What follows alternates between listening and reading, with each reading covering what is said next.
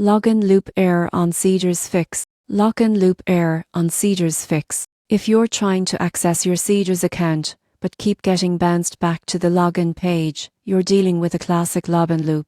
It's one of the most common yet confusing issues users face, but you won't believe how easy it is to fix once you know what's actually causing it. Most of the time, it's not your credentials or account permissions. The real problem is cached cookies or expired authentication tokens that confuse the login system and force it to restart the process endlessly. Here's how to fix it. Start by closing your browser or the Seedrs app completely. Then clear your cookies and cache. On your computer, open Browser Settings, go to Privacy, and clear browsing data include cookies and cached images. On mobile, open Settings, find the Seedrs app and tap Clear Cache or Clear Data. Next, update your app or browser. Outdated versions often struggle with Seedrs' latest security protocols. Check the App Store or Play Store and install any updates available. If the loop continues, try switching networks. Move from Wi-Fi to mobile data or connect to a different hotspot. Sometimes, strict Wi-Fi firewalls interfere with login authentication.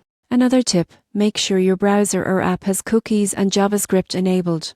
Without them, the login token can't stay active and the session resets automatically. And if you're using a password manager, type your login details manually. Autofill sometimes includes hidden characters that break authentication. Once you've done all this, restart your device and log in again. The loop should finally disappear. So, if you ever get trapped in a Seedrs login loop, remember, it's rarely a serious account issue. It's just a small technical glitch caused by stored data or expired tokens. Clear it, refresh, and you'll be back to managing your investments and exploring new opportunities in seconds.